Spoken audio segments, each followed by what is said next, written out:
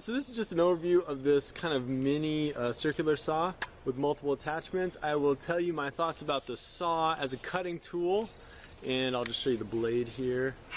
I will show you the cutting tool, and I'll show you some of the attachments with this guy and tell you what I think. Alright, so first I'll just give you an overview of how this works as a cutting tool.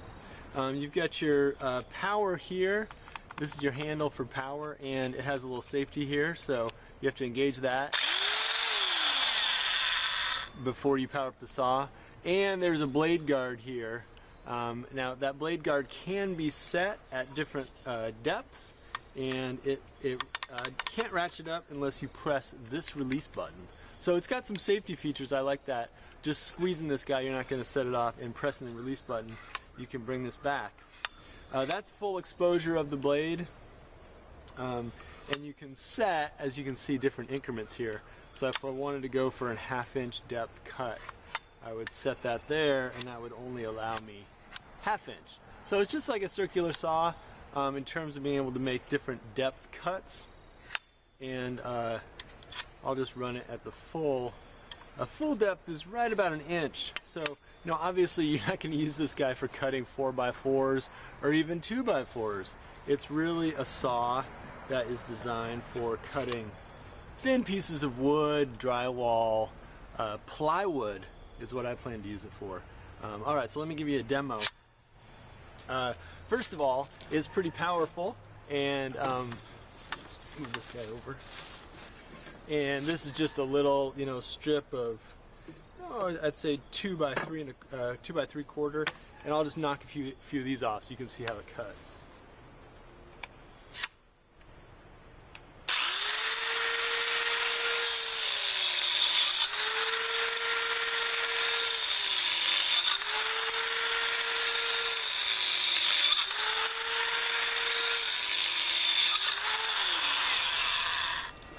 Alright, so with the circular saw attachment, you can see you can make quick work of just about anything.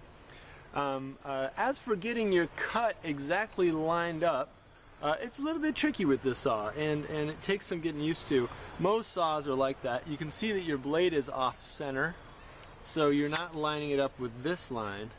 In fact, where you're lining your blade up is with this little peak hole right here. So I'll make a mark on my piece right here. I'll actually make 2 marks and show you how you really kind of want to run this right through the peak hole in order to get your cut on your line.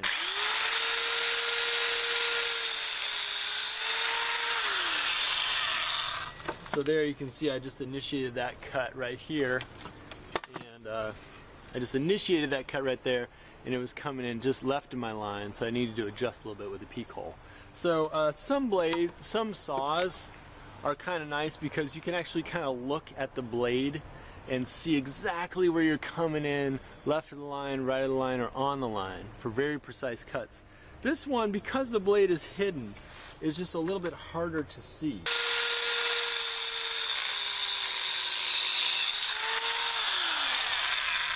So when you're cutting, you can peek in here and try to see the blade, but really you've just got to get to know your saw.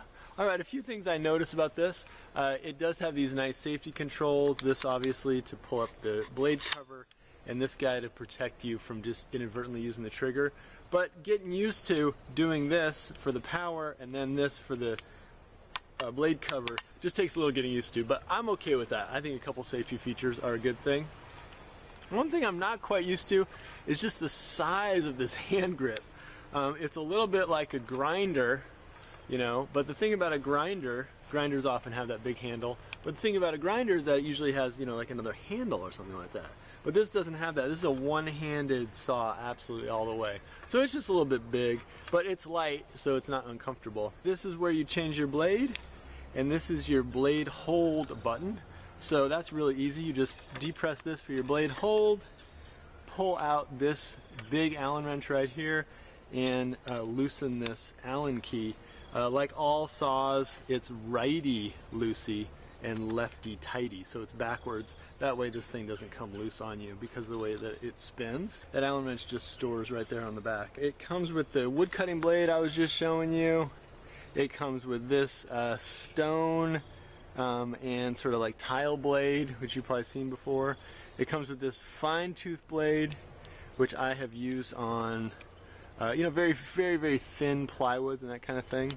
And then it comes with a fine tooth wood blade, which is just kind of like a general purpose wood blade for also for plywoods. You also get just a pack of these cutting blades you can use for metal, and I've actually used for PVC, and they cut PVC really well. There's also this arm fence, which you can use if you're making long cuts on plywood, and that attaches to the saw itself, and it actually just attaches right through here. And to put that on, you use this smaller Allen wrench. Loosen this guy up right there, and then you just slide your fence through. And you can put that on the right side, or you can put it on the left side. And I can't overemphasize just how important this can be. If you're making a big rip on a piece of plywood, you just measure this guy out with your inches, and your inches are right on here.